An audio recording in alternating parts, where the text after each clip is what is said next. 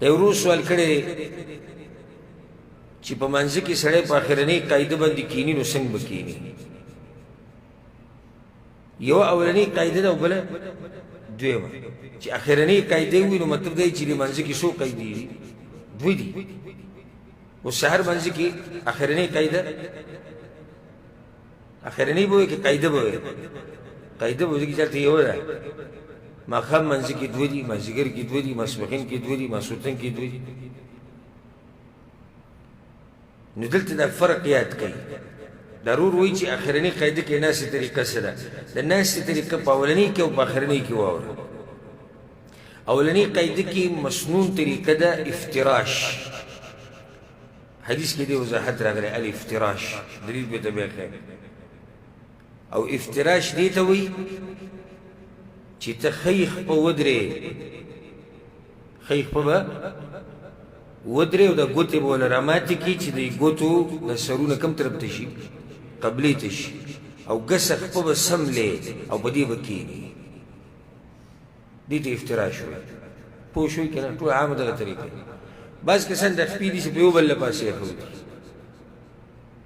دا غلطه طریقه ده. بعضو داسې صحیح طریقه چې کومه ده مسنونه هغه دا ده.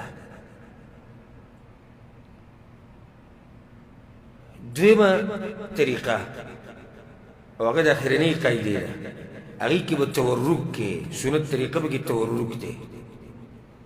او دا په هغه منځ کې تورک په هغه منځ کې کېږي چې هغې کې دوه قاعدې دوه تشهد دي. یعنې سهار منځ کې تورک نشته. سهار منځ کې یو قاعده ده، په هغې کې به دغه افتراش کې اصلي چې ما مخکې طریقه ذکر کړه. پاتې د ماسپښین مازدیګر ماښام ماسخوتن منځ مسله دي، دې کې به تورک کې. زموږ په ملک کې خو مولیانو د تورک زنانو دپاره خاص کړی، بس مرضي ده خو دا د زنانو شو د سړو شو. نه حدیث به ته زه بیان کړم د ټولو دپاره. تورک څه ته وایي؟ تورک دې ته وایي چې ته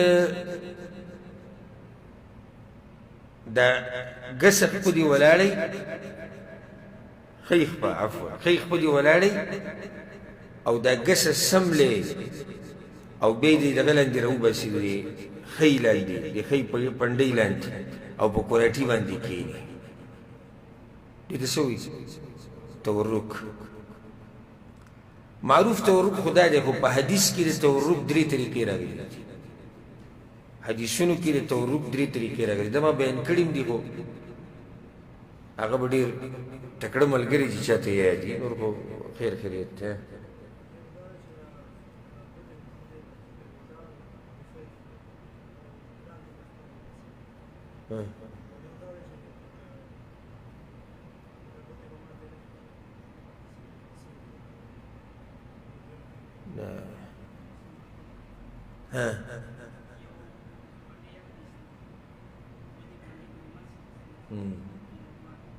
دا دوه طریقې شوې.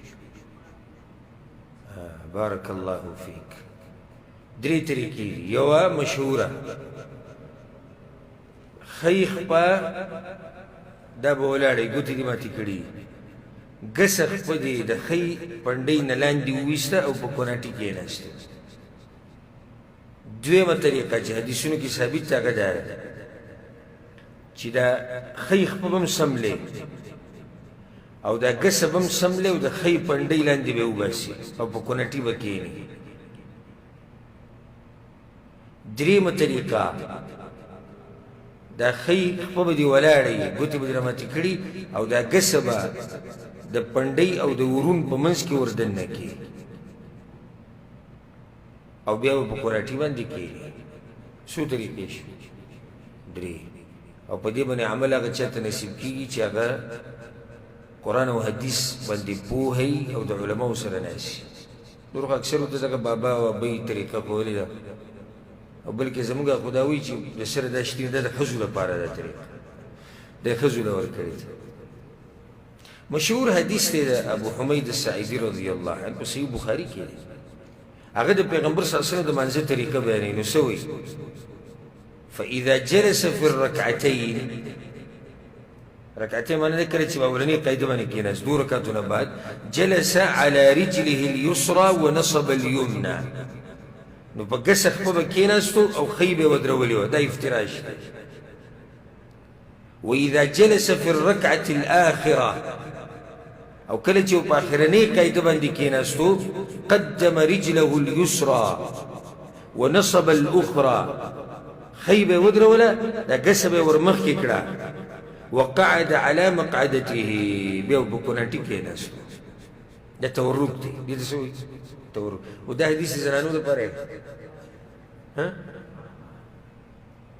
دا تقسیم اوس ناشنا دی دا زنانو دپاره زموږ مولیان هلته اکثر دا وایي دا چې د زنانو مسله ده ابو حمید السعیدي رضی الله عنه وایي ما پیغمبر صلی الله علیه وسلم لیدلی دا موزیک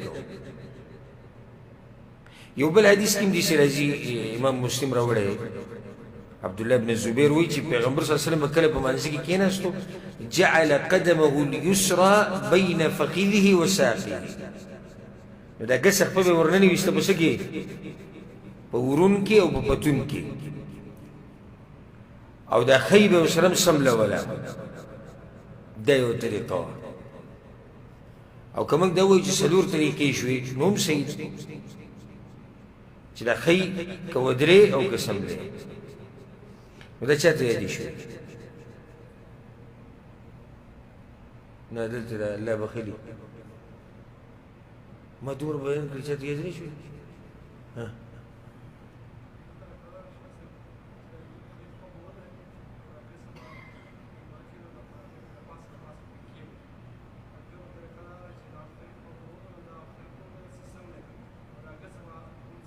او دې لاندې به وباسي